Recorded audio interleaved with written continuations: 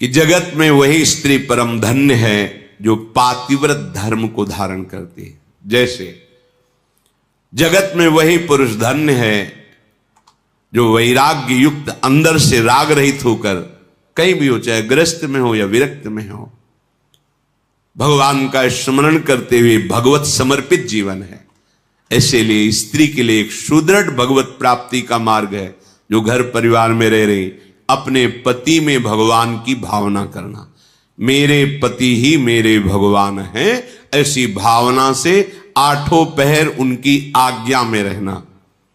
जैसे कोई प्रश्न कर सकता है कि अगर पति ही दुराचारी हो तो शास्त्रों में वर्णन किया गया है कि आप अपने भाव रखिए और फिर विधान जैसा होगा अपने आप दूरी बना दे, क्योंकि आप और आपके पति के बीच में भगवान का भाव है ना, वो संभाल लेंगे, वो आपको बचा लेंगे, वो आपको दूर कर देंगे।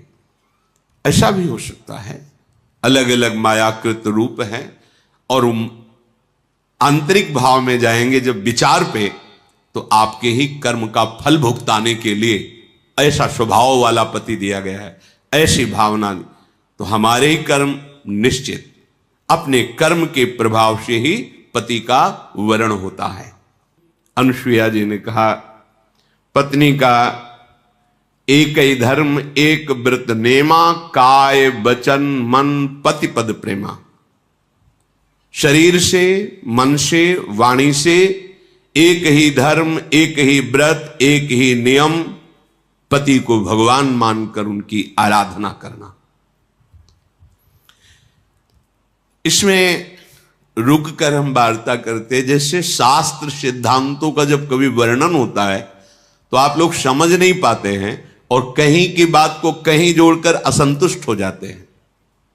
इसलिए विवेकवान सत्संगी हो जाता है, अपने को बात समझनी। जिससे एक बार महाभारत चरित्र जब वर्णन कर रहे थे पीछे, तो उसमें आया था कि वो ऋषि का नाम नहीं याद आ रहा, ब्रह्मलोक गए थे तो उनको वापस किया गया था कि आपने संतान उत्पन्न नहीं किया, विरक्त वेश नहीं लिया, लेकिन तप करते रहे तो तप के प्रभाव से ब्रह्मलोक आए, लेकिन आपको दरवाजा नहीं खुलेगा, आप जाओ और संतान उत्पन्न। तो उन्होंने वो एक पक्षी से संतान उत्पन्न की थी, जिसकी रक्षा के लिए खांडोवन में उन्होंने अग्निदेव से प्रार्थना की थी।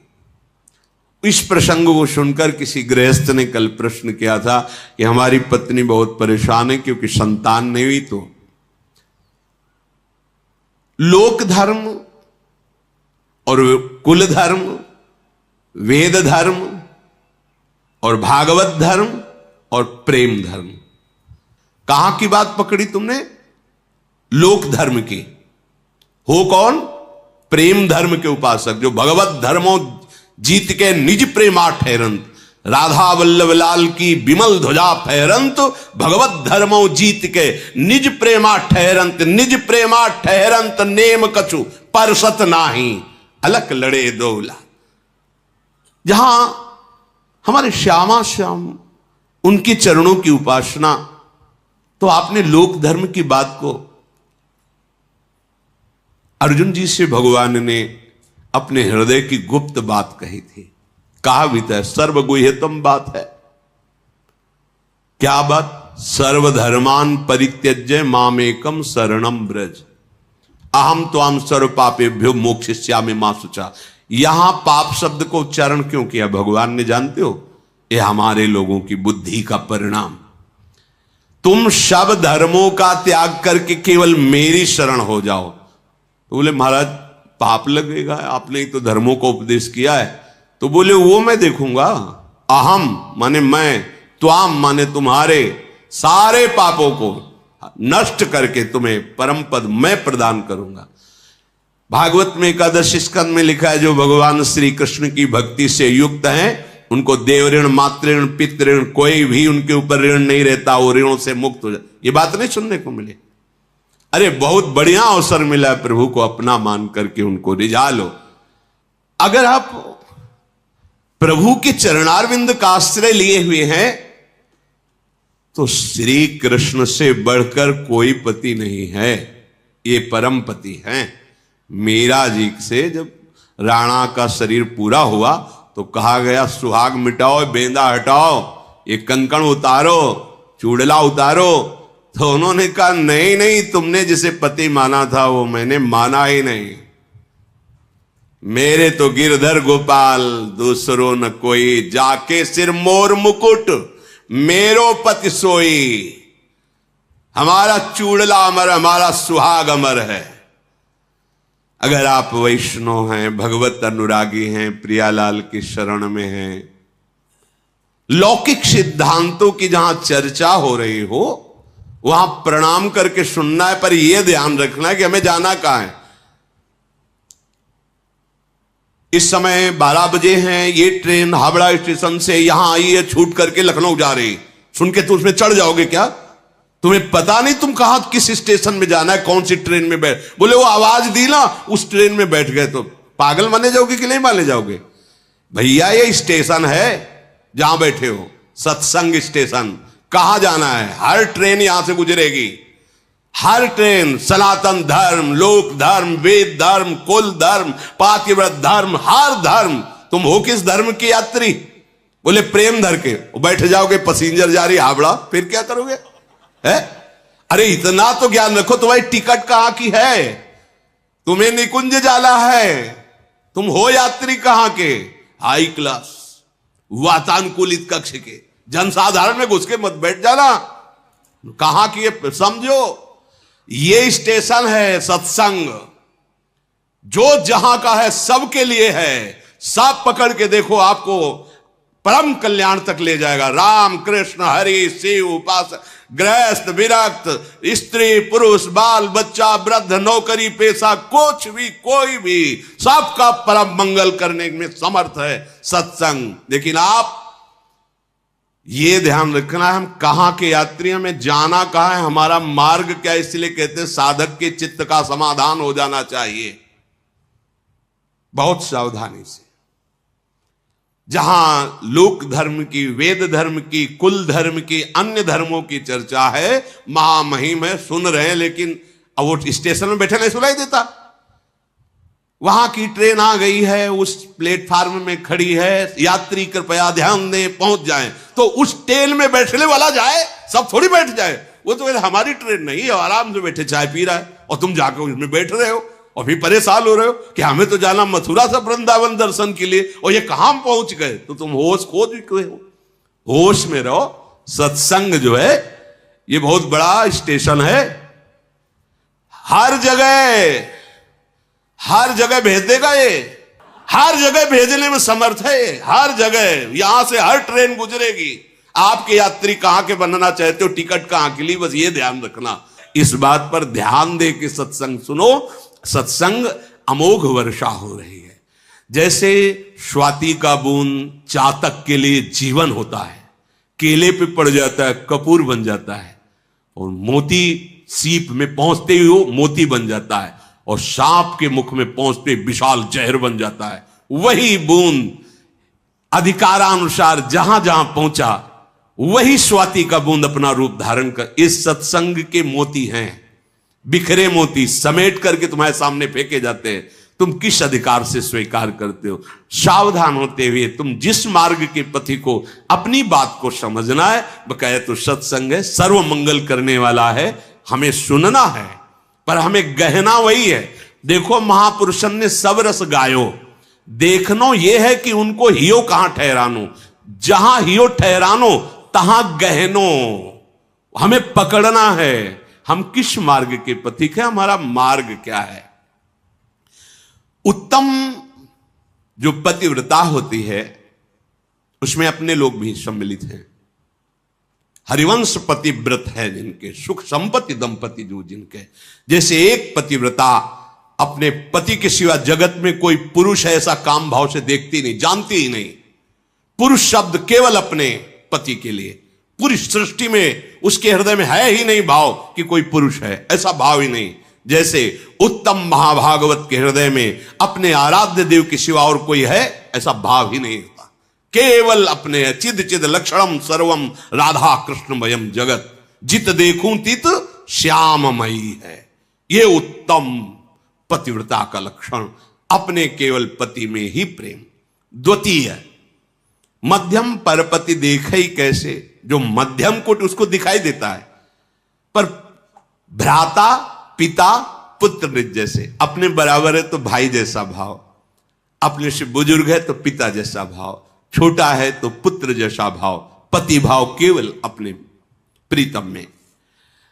तीसरी कोटि की पतिव्रता, मेरा धर्म है कि मैं संयम से रहूं, मेरी कुल परंपरा में कभी दाग न लगे, उसे तीसरी कोटि की परंपरा की पतिव्रता कहते हैं, जो ऐसा विचार कर धर्म पूर्वक जीवन निर्वाह करती है। चौथी, अवसर नहीं है और भय है, पूरा जीवन धर्म से निर्वाह हो गया, वो भी पतिव्रता ही कही जाती है। पर उत्तम बात यह है कि कोई और दूसरा है ही नहीं, ऐसा भाव रहना। जो अपने पति के आश्रय का त्याग करके परपति से रत करती है, वो एक क्षण सुख के लिए करोड़ों नरकों की यातना सहने की बात तैयार कर लेती है। पति वंचक परपति रति करई, रो रो नरक कल्प शत पर। ऐसे पुरुष के लिए है। जो बेविचारी स्वभाव बना लेता है, बड़ी दुर्गति होती है। वो पढ़ा है उसमें कि लोहे के जलते हुए लाल खंबे, स्त्री आकृति पुरुष आकृति, उसमें मरना तो वहां है नहीं, बहुत सावधान। क्षण सुख लाग जन्म सतकोटि, एक क्षणिक भ्रमात्मक सुख के लिए करोड़ों जन्मों का दुख मोल ले लेना।